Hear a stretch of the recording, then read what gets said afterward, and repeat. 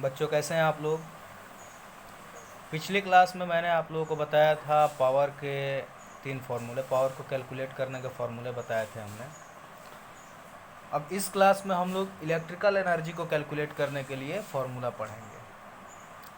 बच्चों हम लोग क्या जानते हैं इलेक्ट्रिक पावर के बारे में कि electric power is equal to work done by electric current upon time taken, P equal to W/T, ये हम लोग जानते हैं। एक बात बच्चों मैंने पिछली क्लास में आप लोगों को बताई थी कि एक इलेक्ट्रिकल एनर्जी जो भी कंज्यूम होता है वो किसके बराबर होता है बच्चों, जो इलेक्ट्रिक करंट के द्वारा वर्क डन होता है उसके। तो work done by electric current is equal to, हम लोग ये भी लिख सकते हैं कि इलेक्ट्रिकल एनर्जी कंज्यूम्ड, जितना इलेक्ट्रिकल एनर्जी कंज्यूम होगा उतना ही तो वर्क होगा बच्चों। या फिर हम लोग ये भी कह सकते हैं कि जितना वर्क डन होगा उतना ही तो इलेक्ट्रिकल एनर्जी कंज्यूम होगी। तो हम लोग सिंपली ये भी लिख सकते हैं जहाँ पे work done by electric current है वहाँ पे हम लोग ये भी लिख सकते हैं इलेक्ट्रिकल एनर्जी कंज्यूम। तो इसी को हमने इस फॉर्मूले में पुट कर दिया है। तो इलेक्ट्रिक पावर को P से रिप्रेजेंट करते हैं, इलेक्ट्रिकल एनर्जी कंजम्पशन जो है चूँकि वो एनर्जी है तो कैपिटल E से रिप्रेजेंट करते हैं और टाइम को T से रिप्रेजेंट करते हैं। तो इलेक्ट्रिकल एनर्जी का जो फॉर्मूला आ जाएगा बच्चों वो आ जाएगा E is equal to P into T। ठीक है। अगर मान लिया जाए कि पावर अगर 1 वाट है और वो 1 घंटे के लिए है, कोई भी इलेक्ट्रिकल अप्लायंस जो कि जिसकी रेटिंग 1 वाट है और वो 1 घंटे तक चलता है, तब इलेक्ट्रिकल एनर्जी जो कंज्यूम होती है वो इक्वल होती है 1 वाट आवर के। पावर का जो यूनिट हो जाएगा वाट और टाइम का यूनिट हो जाएगा आवर। तो ये जो इलेक्ट्रिकल एनर्जी कंज्यूम हुई बच्चों वो कितना हुई, 1 वाट आवर। 1 किलोवाट, अब चूँकि ये स्मॉल यूनिट है तो 1 kilowatt hour is the amount of electrical energy consumed when an electrical appliance of 1 kilowatt is used for 1 hour. तो 1 किलोवाट आवर क्या होता है बच्चों कि मान लिया जाए कि कोई इलेक्ट्रिकल अप्लायंस 1 घंटे तक चला जिसकी पावर रेटिंग 1 किलोवाट है। क्लियर हो रही है बात। तो किलोवाट आवर में और जूल में हम लोग रिलेशन जरा पता करेंगे बच्चों। इस वाट आवर को ही हम लोग जूल भी कहते हैं, क्योंकि आप लोग जानते हैं कि वर्क डन का भी यूनिट जूल ही होता है और एनर्जी का भी यूनिट जूल ही होता है। तो इसीलिए 1 वाट आवर को हम लोग जूल कहते हैं। तो इस रिलेशन को हम लोग पढ़ेंगे कि 1 किलोवाट आवर में बच्चों कितना वाट आवर होता है, 1000 वाट फॉर 1 आवर। ठीक ना। तो 1000 वाट आवर हम लोग लिख सकते हैं। और वाट इक्वल टू क्या होता है बच्चों, जूल पर सेकंड होता है ना। What is equal two joule पर सेकंड होता है, जो कि पहले आप लोग पढ़ चुके हैं पावर का फॉर्मूला। तो 1 kilowatt hour is equal to कितना हो जाएगा, 1000, और वाट की जगह पे क्या हो जाएगा, जूल पर सेकंड, इंटू 1 आवर के लिए कितना सेकंड, 60 इंटू 60 सेकंड। तो 1 किलोवाट आवर किसके बराबर हो जाएगा बच्चों, ये हो जाएगा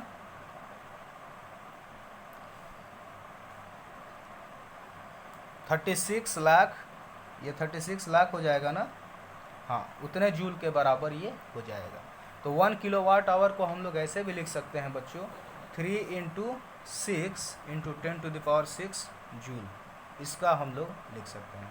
तो 1 किलोवाट आवर को ही बच्चों हम लोग एक यूनिट कहते हैं। हमारे घरों में जो इलेक्ट्रिकल एनर्जी कंजम्पशन का हम लोग पैसा देते हैं, कहते हैं कि इतना यूनिट हमने 1 मंथ में 2 मंथ में इतना यूज़ किया है तो इसका इतना पैसा हुआ। तो एक्चुअली वो इलेक्ट्रिकल एनर्जी कंजम्पशन को जो हम लोग यूनिट कहते हैं वो यूनिट एक्चुअली किलोवाट आवर होता है। तो मान लिया जाए कि 1 किलोवाट आवर का 10 रुपया या 5 रुपया लग रहा है, तो 10 किलोवाट आवर का कितना लग जाएगा बच्चों, 50 रुपया। 10 किलोवाट आवर का 50 रुपया, और इसी को हम लोग 10 यूनिट भी कहते हैं। ठीक है। तो यही होता है बच्चों इलेक्ट्रिकल एनर्जी कंजम्पशन को हम लोग इसी तरह से देखते हैं, उसको यूनिट कहते हैं। 1 kilowatt hour is equal to 1 unit. अब बात करते हैं बच्चों, लास्ट टॉपिक है हमारा heating effect of electric current, जिसको कि हम लोग जूल्स लॉ ऑफ हीटिंग भी कहते हैं। जरा पढ़ते हैं हीटिंग इफेक्ट क्या होता है। We know that to maintain the current, the battery has to keep expanding its energy. Current को सर्किट में मेंटेन करने के लिए बच्चों बैटरी को एनर्जी देना बेहद ही ज़रूरी है। बैटरी हमेशा एनर्जी क्या करती है, देती रहती है। अब इस एनर्जी का क्या होता है बच्चों कि हीटिंग कहाँ पे आती है? कोई इलेक्ट्रिक बल्ब जलता है तो आपने देखा होगा कि काफ़ी ज़्यादा जो इलेक्ट्रिकल एनर्जी होती है वो लाइट देने में कंज्यूम होती है, बल्कि कुछ एनर्जी हीट के फॉर्म में भी उसमें आ जाती है, ठीक ना। तो हीट के फॉर्म में भी कुछ एनर्जी उसमें कंज्यूम होती है। A part of this energy, जो बैटरी एनर्जी दे रहा है उसकी बात हो रही है। A part of this energy is consumed in maintaining the continuous flow of current और डूइंग द जॉब। अब जो भी है, पंखा चल रहा है तो पंखा चलाने में, बल्ब जल रहा है तो बल्ब को जलाने में, and rest of the part is use to raise the temperature of the gadget. और जो बाकी की जो एनर्जी बचती है वो बच्चों गैजेट में, जो भी चाहे बल्ब है, चाहे पंखा है, चाहे कोई भी अप्लायंस है, तो उसमें हीट प्रोड्यूस करने में यूज़ होती है। तो मैक्सिमम एनर्जी बच्चों, मान लिया जाए कि बल्ब है तो पूरी तरह से वो रजिस्टिव सर्किट नहीं है, मैक्सिमम करंट उसमें लाइट के फॉर्म में जाती है और थोड़ी सी जो एनर्जी होती है वो हीट के फॉर्म में जाती है। मान लिया जाए बच्चों कि अगर सर्किट प्योरली रजिस्टिव हो, if the circuit is purely resistive, मतलब कि रजिस्टेंस उसमें बहुत ज़्यादा हो, रजिस्टिविटी उस सर्किट का ज़्यादा हो, then all the energy is consumed to produce heat in the device. तो जो पूरी की पूरी जो एनर्जी होती है बच्चों वो डिवाइस में हीट प्रोड्यूस करने में कंज्यूम होती है। This is known as the heating effect of current, और इसी को हम लोग हीटिंग इफेक्ट ऑफ करंट कहते हैं। बच्चों रजिस्टिव सर्किट का मतलब क्या हुआ? मान लिया जाए कि कोई ऐसा सर्किट है जिसमें कि रजिस्टेंस बहुत ज़्यादा है, ऐसा सर्किट जिसमें रजिस्टेंस बहुत ज़्यादा है, तो ऐसे सर्किट को हम लोग रजिस्टिव सर्किट कहते हैं। तो सर्किट में अगर रजिस्टेंस ज़्यादा होता है तो बच्चों इलेक्ट्रिक करंट का फ्लो कम हो जाता है, और जिसके चलते सर्किट बहुत ही तेज़ी से हीटअप होने लगता है, ठीक ना। तो ऐसा कोई सर्किट जिसमें कि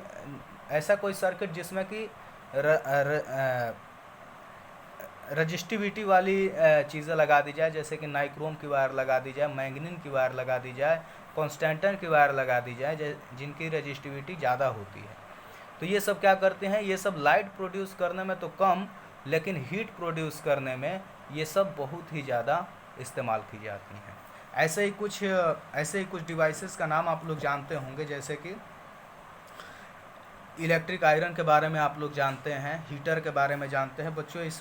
इनमें जो वायर लगा होता है वो नाइक्रोम का लगा होता है, और नाइक्रोम को बच्चों आप लोग जानते हैं कि वो क्या है, एक रजिस्टर है ना। तो ऐसे सर्किट जिनमें रजिस्टर्स लगे होते हैं उनको रजिस्टिव सर्किट्स कहते हैं, और उनमें मैक्सिमम एनर्जी हीट के फॉर्म में कंज्यूम होती है। अब आगे चलते हैं बच्चों, जूल्स लॉ ऑफ हीटिंग। हम लोग क्या जानते हैं पावर के बारे में बच्चों? P = V/I जानते हैं।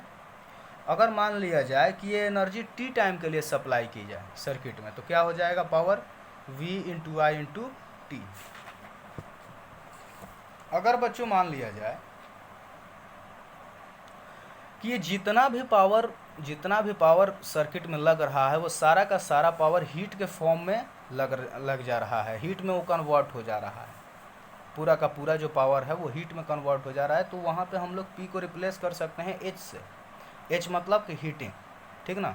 हीट के फॉर्म में ये पूरा का पूरा पावर क्या हुआ है? यूज़ हुआ है। तो P को हम लोग रिप्लेस कर देंगे H से, तो हमारे पास फॉर्मूला आ जाएगा क्या?